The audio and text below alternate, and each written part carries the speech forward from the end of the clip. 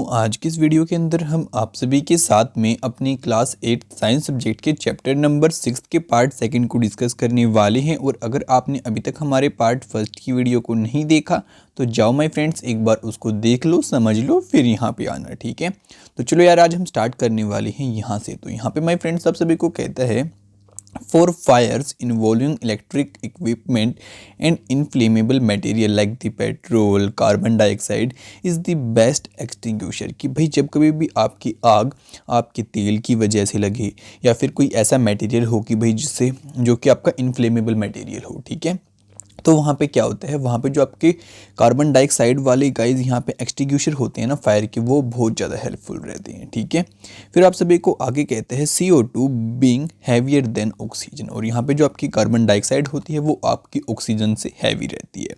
Cover the fire like a blanket since the contact between the fuel and the oxygen is cut off. और यहाँ पे बताते हैं कि भाई वो आपकी आग को एक कंबल की तरह ढक लेती है। फिर क्या हो जाता है कि जो आपका कनेक्शन होता है आपके फ्यूल और ऑक्सीजन के बीच में, वो आपका टूट जाता है। ठीक है, तो उसके बाद कहते हैं दी फायर इज़ कंट्रोल। और इस तरीके से जो आपकी आग है वो कंट्रोल में आ जाती है। The added advantage of CO2 is that in most cases it does not harm the electrical equipment. अब दोस्तों यहाँ पे आप सभी को कहते हैं कि भाई आपकी जो CO2 को हम ऐड करते हैं बहुत सारे सब केसेस के अंदर, तो वहाँ पे क्या होता है कि उससे किसी आपके जो इलेक्ट्रिसिटी के इक्विपमेंट होती हैं उनको भी कोई नुकसान यहाँ पे नहीं पहुँच। अब बोलता है how do we get this supply of carbon dioxide. तो गाइस जो आपकी कार्बन डाइऑक्साइड की सप्लाई होती है वो हमें यहाँ पे कैसे मिलती है।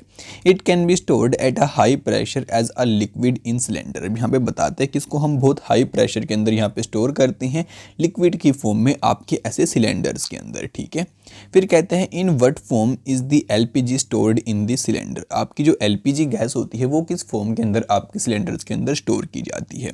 When releases from the cylinder CO2 expends enormously in the volume and cools down. अब यहाँ पे माय फ्रेंड्स आप सभी को बताते हैं कि भाई क्या सीन होता है कि भाई जब आपकी CO2 गैस इस सिलेंडर से बाहर निकलती है तो वो बहुत जल्दी आपकी फैल जाती है और गैस ठंडी हो जाती है। So it not only form a blanket around the fire, it also brings down the temperature of the fuel. अब यहाँ पे कहते हैं तो इस तरीके से गैस वो सिर्फ आपका एक कंबल की तरह ही काम नहीं करती आपके आग के चारों तरफ, जबकि उसका जो टेम्परेचर होता है उसको भी नीचे लेके जाती है। ठीक है, that is why it is an excellent fire extinguisher. इसलिए हम कह सकते हैं कि आपका ये बहुत ही अच्छा फायर एक्सटिंग्विशर यहाँ पे रहता है। Another way to get CO2 is to release a lot of dry powder of chemicals like the sodium bicarbonate.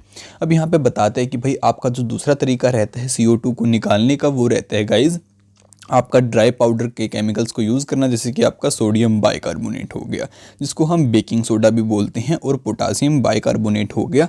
Near the fire this chemicals give of CO2। अगर हम इनको आपकी आग के आसपास लेके जाएंगे तो क्या होगा, आपकी जो CO2 गैस है वो निकलेगी और आपकी जो आग है वो मंदी पड़ जाएगी या फिर आपकी बिल्कुल फिनिश हो जाएगी। ठीक है, तो चलो माय फ्रेंड्स इसी के साथ अब आपको बताते हैं नेक्स्ट टॉपिक के अंदर टाइप्स ऑफ कंबशन के बारे में। ठीक है, सो अब यहाँ पे कहते हैं bring a burning match stick और a gas lighter near a gas stove in the kitchen. कि आप एक काम करो, जलती हुई सिंक को या फिर आपका जो लाइटर होता है ना गैस के पास, उसको लेके जाओ आपकी जो किचन होती है वहाँ पे जहाँ पे आग जलती है ना आपकी, वहाँ पे उसके पास में turn on the knob of the gas stove. फिर जो नीचे से आपकी गैस का वो होता है उसको आप ऐसे घुमा के ऑन कर दो। ठीक है, फिर कहते हैं व्हाट डू यू ऑब्जर्व। तो आपको क्या देखने को मिलेगा। We find that the gas burns rapidly and produce heat and light. कि भाई वहाँ पे हमने देखा कि भाई जो आपकी आग थी वो जलना स्टार्ट हो चुकी है और हमें हीट भी दे रही है और लाइट भी दे रही है। Such combustion is known as the rapid combustion. तो इस टाइप का जो कंबशन गाइज आपका होता है तो उसको हम क्या कहते हैं, रैपिड कंबशन बोलते हैं। ठीक है, फिर यहाँ पे कहते हैं आपको कि भाई आपको जो ये एक्टिविटी करनी है तो आपके पेरेंट्स के साथ में होने पर ही करनी है, अकेले करके नहीं देखनी है। There are substance like the phosphorus which burn in air at the room temperature. और फिर बताते हैं कि कुछ ऐसे सब्सटेंस होते हैं जैसे कि आपका फॉस्फोरस हो गया, जो कि क्या करते हैं गाइज रूम टेम्परेचर के ऊपर वही उन पे आग लग जाती है। The type of combustion in which a material suddenly burst into flames without the application of any apparent cause is called the spontaneous combustion। अब यहाँ पे दोस्तों आप सभी को बताते हैं कि भाई जब कोई ऐसा सब्सटेंस होता है बिना कोई एक्सटर्नल मतलब हीट दिए या कुछ और दिए वो खुद से जलना स्टार्ट कर देता है रूम टेम्परेचर पे, तो उसको हम कहते हैं यहाँ पे स्पॉन्टेनियस कंबशन। ठीक है, फिर कहते हैं some spontaneous combustion of coal dust has resulted in many disaster fire in the coal mine।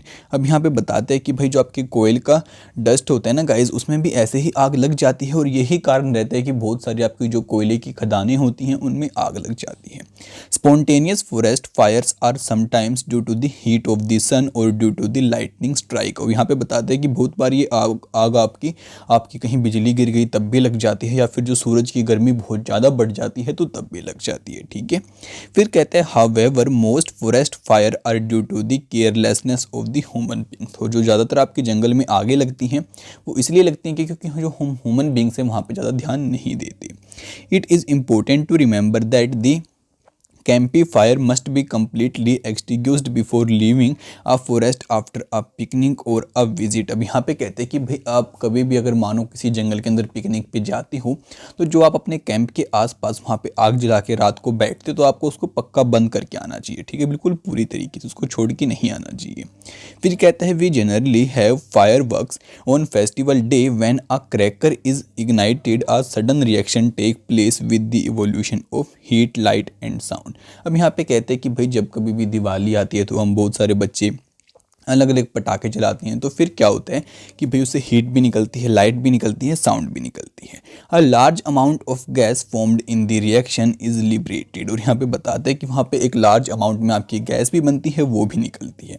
Such a reaction is called the explosion. आपकी इस टाइप की रिएक्शन को गाइज हम क्या कहते हैं, एक्सप्लोजन बोलते हैं। फिर कहते हैं explosion can also take place in the pressure is applied on the cracker।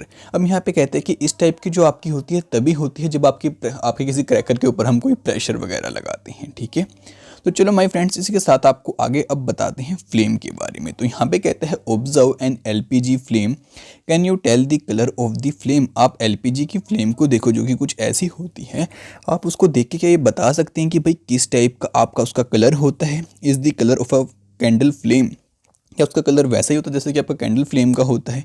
ठीक है माय फ्रेंड्स, तो ये कुछ बातें आपको यहाँ पे बताना चाहता है और पूछना चाहता है। फिर कहते हैं आगे एंड बंसन बर्नर। और आप इन दोनों को चेक करो, आपकी जो फ्लेम होती है उसको भी चेक करो और बंसन बर्नर की जो फ्लेम होती है उसको भी चेक करो।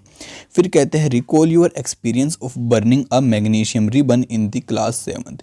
और फिर जो अपने क्लास 7 के अंदर मैग्नीशियम रिबन को जलाया था उस एक्टिविटी को एक बार यहाँ पे याद कर लो। ठीक है, कि आपने क्या कुछ वहाँ। फिर बोलता है if you do not have experience of burning the remaining items in table 6.2 you can do that now. अगर आपने टेबल 6.2 की एक्टिविटी को अभी तक भी नहीं किया तो माय फ्रेंड्स एक बार उसको दोबारा से कर लो, वो आपकी हेल्प करने वाली है। फिर कहते हैं record your observation and mention whether the burning material forms a flame और नॉट।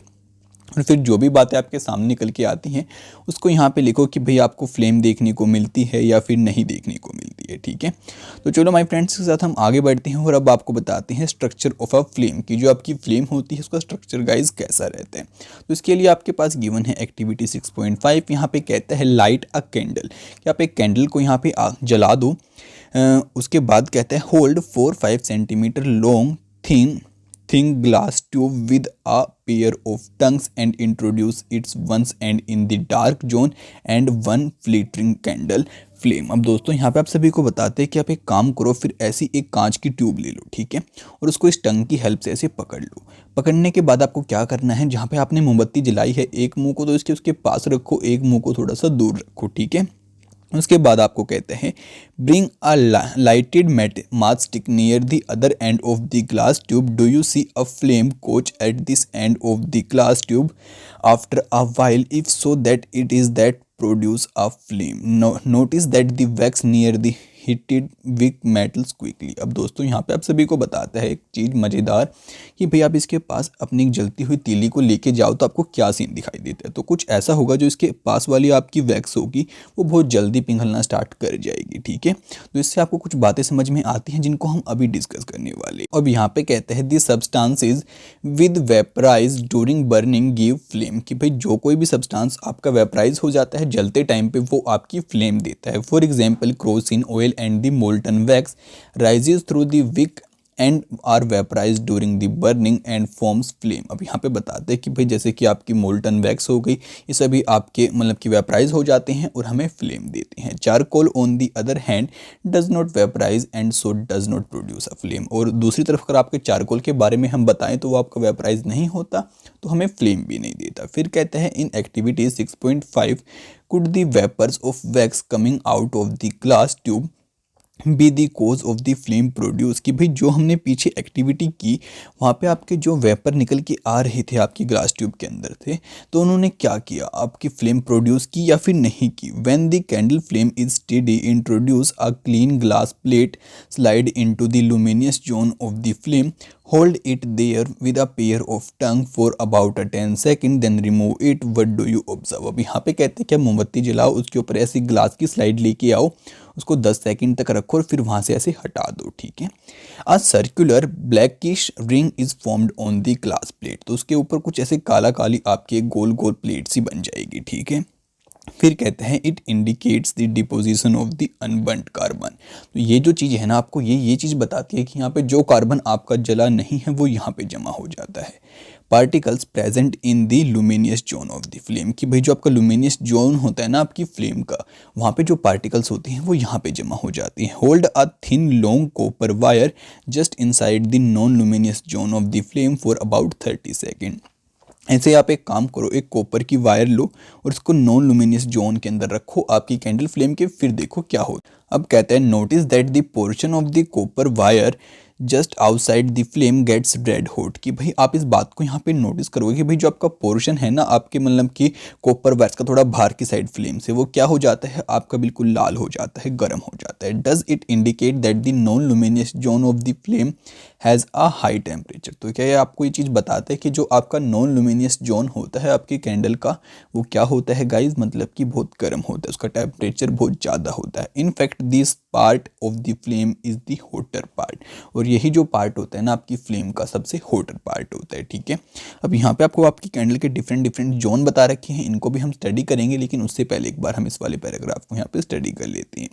तो यहाँ पे कहते हैं gold Smiths blow the outermost zone of a flame with a metallic blowpipe of the melting gold and silver, why do they use the outermost zone of the flame। कि भैया आपने बहुत बार देखा होगा कि जो आपका सुनार होता है वो भी कुछ इस तरीके से आपका जो आउटर जोन रहता है इसी को ब्लो करता है और इसी की हेल्प से आपका जो सोना होता है उसको पिघलाता है या फिर चांदी को पिघलाता है। तो वो इसी का यूज़ यहाँ पे क्यों करता है, आपको इसकी पिक्चर भी यहाँ पे शो कर रखी है, आपका सुनार कैसे वर्क करता है। अगर आपको नहीं पता तो मैंने इसके बारे में बता भी दिया। बाकी चलो माय फ्रेंड्स अब स्टडी करते हैं हमारी कैंडल के डिफरेंट डिफरेंट जोन के बारे में। सो ये देखो माय फ्रेंड्स, यहाँ पे कहते हैं outer zone of the complete combustion blue, कि भी जो आपका सबसे बाहर वाला जोन होता है वो आपका ब्लू कलर का होता है, ठीक है। उसके बाद बोलते हैं आपको middle zone of partial combustion yellow, की जो आपका मिडिल जोन होता है वो येलो कलर का होता है जो कि यहाँ पे है। उसके बाद कहते हैं innermost zone of the unburnt wax vapour, और यहाँ पे जो आपका सबसे अंदर की साइड में होता है ये होता है आपका अनब्रंट जोन, ठीक है, आपकी वैक्स वेपर का। और गाइज ये है आपकी मोम की मोमबत्ती जिसको हम वैक्स बोलते हैं। और उसके बाद यहाँ पे बता रखा है आपको जो आपका लीस्ट जोन है वो यहाँ पे होता है, उसके बाद मॉडरेट जोन है वो यहाँ पे रहता है, और जो सबसे गर्म जोन है वो आपका बाहर की साइड में रहता है, ठीक है। तो चलो माय फ्रेंड्स इसी के साथ अब आगे बढ़ते हैं और हम आगे डिस्कस करते हैं अपने। सो यार अब हमारा टॉपिक निकल के आता है व्हाट इज़ अ फ्यूल, कि आपका फ्यूल होता है वो क्या चीज़ होती है। Recall that the sources of the heat energy for domestic and industrial purposes are mainly wood, charcoal, petrol, kerosene etcetera. कि भाई आप इस बात को याद करो कि हम जो भी अपने घर पे सामान यूज़ करते हैं जलाने के लिए, इंडस्ट्री में यूज़ करते हैं, उसके अंदर ज़्यादातर आपका जो होती है वो होती है wood, charcoal, petrol, kerosene etcetera. अब कहते हैं these substance are called the fuels, तो इन्हीं सब्सटेंस को गाइज हम क्या कहते हैं यहाँ पे फ्यूल्स बोलते हैं। फिर कहते हैं a good fuel is one which is readily available, आपका सबसे अच्छा फ्यूल वही होता है जो हमें बहुत ईजिली देखने को मिल जाता है, हमारे पास बहुत ईजिली एक्सेस उसकी हो सकती है। It is cheap, it burns easy in the air at a moderate rate, और वो यार सस्ता भी होना चाहिए आपका, और मतलब कि आपका मॉडरेट रेट पे जलना चाहिए, ये नहीं कि आपने थोड़ी सी आग लगाई और सारा जल गया बहुत जल्दी से। It produce a large amount of heat, it does not leave behind any undesirable substance, और जलने के बाद में वो कोई अनडिज़ायरेबल सब्सटेंस भी ना छोड़े और यार आपकी जो हीट है वो भी ज़्यादा प्रोड्यूस करे, ठीक है। फिर कहते हैं there is probably no fuel that could be consider as a ideal fuel, तो अब तक हमारे पास ऐसा कोई भी फ्यूल नहीं है जिसको हम आइडियल फ्यूल बोल सकते हैं। We should look for a fuel which fulfils most of the requirements for a particular use. अब यहाँ पे कहते हैं तो हमें ऐसे ऐसे फ्यूल की तलाश रहती है जो कि क्या कर सके, हमारी उस टाइम की ज़रूरत को पूरा कर सके। Fuels different in their cost, और हर एक फ्यूल की उसकी अलग अलग कॉस्ट रहती है। Some fuels are cheaper than the other, और कुछ फ्यूल एक दूसरे से यहाँ पे सस्ते भी आपके हो सकते हैं। फिर कहते हैं make a list of fuels familiar to you, group up them as a solid, liquid and gaseous fuels in table 6.3। फिर यहाँ पे आप सभी को कहते हैं कि भाई आप एक काम करो, ऐसे कुछ फ्यूल्स की यहाँ पे लिस्ट बनाओ जो कि आपके उनको बांट दो कि भाई ये सॉलिड फ्यूल है, ये लिक्विड है, ये गैस है, और फिर उसको टेबल 6.3 के अंदर यहाँ पे लिख दो, ठीक है। बाकी चलो माय फ्रेंड्स, अब आपको बताते हैं फ्यूल एफिशिएंसी के बारे में। अब यहाँ पे कहते हैं suppose you were asked to boil a given quantity of water using a cow dung coal and LPG as a fuel, कि भाई आपको कोई मतलब कि यहाँ पे पानी की मात्रा दी जाए और कहा जाए कि आपको इसको उबालना है, और आपको फ्यूल दिया जाए, काउ डंग हो गया, आपका कोयल हो गया और एलपीजी हो गया। विच फ्यूल यू प्रेफर, तो आप इनमें से कौन से फ्यूल को लेना पसंद करोगे, ठीक है। Give your reason, you may take the help of your parents, अपने पेरेंट्स की भी हेल्प ले सकते हो, और जो भी आप आंसर दो नीचे कमेंट में उसके साथ में रीज़न भी लिखना, ठीक है। Do these three fuels produce the same amount of heat, क्या ये तीनों के तीनों फ्यूल्स आपकी एक ही जितनी अमाउंट की हीट प्रोड्यूस करेंगे। The amount of heat energy produce on complete combustion of 1 kg of a fuel is called its calorific value, कि भाई आपका जो 1 किलो फ्यूल है उसने कितना यहाँ पे आपका कंप्लीट कंबशन हुआ, कितनी एनर्जी प्रोड्यूस की, वही आपको बताती है कि उसकी क्लोरीफिक वैल्यू जो है वो कितनी है। The calorific value of a fuel is express in a unit called the kilo joule per kg. हम यहाँ पे बताते हैं कि जो आपकी क्लोरीफिक वैल्यू होती है वो किसी भी फ्यूल की बताने के लिए हम मतलब कि किलो जूल यूनिट का यूज़ करते हैं। Calorific value of some fuels are given in the table 6.4, और कुछ की वैल्यू आपको पीछे टेबल 6.4 के अंदर यहाँ पे गिवन है, ठीक है। अब चलो हम बता भी देते, जैसे कि आपका काऊ डग हो गया, यानी कि आपकी गाय का गोबर, जिसको हम काऊ केक भी बोलते हैं, उसकी यार रहती है आपकी 6,000 से 8,000। उसके बाद वुड की रहती है आपकी 17,000 से 22,000 के आसपास। आपका जो कोयल होता है उसकी 25 से 33 रहती है। उसके बाद जो पेट्रोल होता है उसकी 45,000 के आसपास रहती है। क्रोसिन की भी 45,000 के आसपास। डीजल की भी आपकी यही सेम रहती है। फिर मीथेन की गाइज आपकी 50,000 के आसपास पहुंच जाती है। जो सीएनजी होती है इसकी भी 50,000 के आसपास है, और एलपीजी की आपकी 55,000 के आसपास है। उसके बाद जो आपकी बायोगैस होती है उसकी 35,000 से 40,000 के बीच में ही रहती है आपकी। और जो हाइड्रोजन होती है गाइज वो आपकी यहाँ पे रहती है मतलब कि 1,50,000 के आसपास, ठीक है। तो चलो माय फ्रेंड्स इसी के साथ आगे बढ़ते हैं और आपको अब आगे बता, अब हमारा टॉपिक निकल के आता है burning of fuels lead to the harmful products, कि भाई जब कोई भी फ्यूल हम आपका जलाते हैं तो कुछ हार्मफुल प्रोडक्ट्स बन जाते हैं, तो वो किस टाइप के रहते हैं चलो उनको भी एक बार यहाँ पे स्टडी कर लेते हैं। तो यहाँ पे कहते हैं the increasing fuel combustion consumption has harmful effect on the environment, कि भाई जितनी कंजप्शन हमारी बढ़ती चली जा रही है फ्यूल्स को यूज़ करने की, उतना ही यहाँ पे प्रदूषण भी बढ़ रहा है, यानी कि पोल्यूशन बढ़ रहा है, आपके इन्वायरमेंट को अफेक्ट करता है। Carbon fuels like the wood कोयल petroleum release unburnt carbon particles, कि भाई आपके कुछ फ्यूल्स होते हैं जैसे कि आपकी वुड कोयल पेट्रोल हो गई, ये क्या करते हैं आपके अनब्रंट यानी कि बिना पूरी तरीके से जले हुए कार्बन पार्टिकल्स को निकालते हैं। These fine particles are dangerous pollutants cause respiratory disease such as the asthma. और फिर यहाँ पे आप सभी को बताता है कि भाई ये जो आपके पार्टिकल्स होते हैं ये बहुत ख़तरनाक होती हैं, और ये क्या करते हैं आपके वातावरण में ऐसे फैल जाते हैं। अगर जब हम इनको सांस के साथ में अंदर लेके जाते हैं तो फिर ये हमें सांस की बीमारियां कर देते हैं, जैसे कि आपका अस्थमा हो गया। फिर कहते हैं for centuries wood was used as a domestic and the industrial fuel. अब यहाँ पे कहते हैं कि हमने बहुत लंबे टाइम तक जो आपकी लकड़ी है उसको डोमेस्टिक कामों के लिए और जो हमारे इंडस्ट्रियल काम होते हैं उनके लिए भी यूज़ किया है। But now it can been replaced by coal and the other fuels like the LPG. और यहाँ पे बताता है लेकिन हमने आज के टाइम पे इसको आपके बाकी फ्यूल्स के साथ में रिप्लेस कर दिया है, जैसे कि आपकी एलपीजी हो गई और आपका कोयल हो गया। फिर कहते हैं in many rural parts of our country people still use wood as a fuel. अब यहाँ पे बताते हैं कि भाई बहुत सारे हमारी कंट्री के रूरल पार्ट्स के अंदर पीपल आज भी वुड का ही यूज़ करते हैं फ्यूल के लिए because of is easy availability and the low cost, क्योंकि ये हमें बहुत इजीली देखने को मिल जाता है और उसकी प्राइस जो है वो भी बहुत कम रहती है। However burning of would gives a lot of smoke which is very harmful for the human beings. अब यहाँ पे कहते हैं कि भाई जब कोई भी हम लकड़ी को जलाते हैं तो उससे बहुत हार्मफुल धुआं निकलता है जो कि हमारे लिए बहुत खतरनाक होता है। इट कोज रेस्पिरेटरी प्रॉब्लम्स, और वो हमें सांस की दिक्कत भी यहाँ पे कर सकता है। Also trees provide us with a useful substance which are lost when wood is used as a fuel. और यहाँ पे बताता है कि भाई हमारे लिए पेड़ बहुत ज़्यादा जरूरी होते हैं, जब हम अगर इस फ्यूल का यूज़ करते हैं तो हमें उनको भी काटना पड़ता है।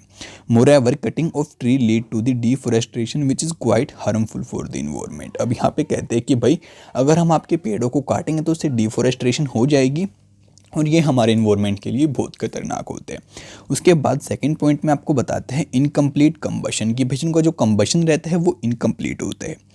गिव्स कार्बन मोनोक्साइड गैस, और यहाँ पे फिर उससे क्या निकलती है, कार्बन मोनोक्साइड गैस निकलती है। It is very poisonous gas, और यहाँ पे कहते हैं कि ये बहुत खतरनाक गैस होती है।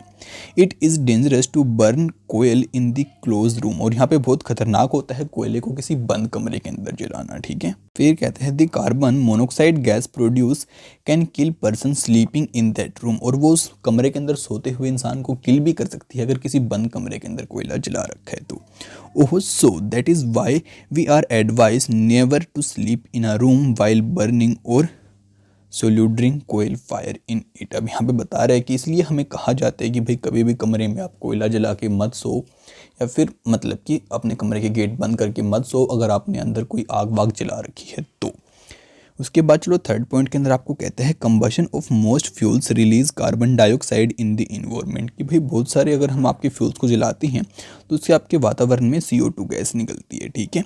Increased concentration of carbon dioxide in the air is believed to cause the global warming, और यहाँ पे माना जाता है कि अगर आपकी CO2 की मात्रा बढ़ गई तो आपकी जो ग्लोबल वार्मिंग है वो होती है। Global warming is the rise in temperature of the atmosphere of the earth, और ग्लोबल वार्मिंग की वजह से जो आपकी अर्थ का टेम्परेचर होता है वो बढ़ जाता है। फिर कहते हैं this result among the other things in the melting of the polar glaciers which lead to the rise in the sea level causing flood in the coastal area. उस वजह से गाइस जो आपके ग्लेशियर होते हैं वो पिघल जाते हैं, फिर आपका जो समुद्र का मतलब कि सी लेवल है वो बढ़ता है, और फिर जो आपके आसपास के एरिया होते हैं आपके कोस्टल एरिया वहाँ पे बाढ़ वगैरह आ जाती है। लो लाइंग कोस्टल एरियाज में इवन भी परमानेंटली सबमर्ज अंडर वाटर, और जो आपके लो लाइंग कोस्टल एरिया होते हैं वो परमानेंट पानी के अंदर डूब जाते हैं। Global warming is the rise in temperature of the atmosphere of the earth, और आपकी जो ग्लोबल वार्मिंग है वो अर्थ का टेम्परेचर बढ़ने की वजह से ही होती है। This result among the other things in the melting of the polar glacier. उसके बाद आपको यही कुछ बातें अगेन से रिपीट करके बता रहा है। तो बाकी इसके साथ हमारा चैप्टर गाइस यहाँ पे एंड हो जाता है, और नेक्स्ट चैप्टर वीडियो आप सभी को बहुत जल्दी देखने को मिल जाएगी। उसको सबसे पहले देखने के लिए हमारे चैनल को सब्सक्राइब करना बिल्कुल भी मत भूलना, और बेल नोटिफिकेशन गाइस ऑल पे सेट कर लेना, ठीक है। और इस वीडियो को याद से अपने सभी दोस्तों के साथ में फैला देना, जिससे कि यार उनकी भी हेल्प हो पाए और वो भी इस नॉलेज को यहाँ पे गेन कर पाएँ, ठीक है। तो अब से मिलते हैं बाकी अगली वीडियो में बहुत जल्दी, तब तक के लिए दोस्तों बाय बाय।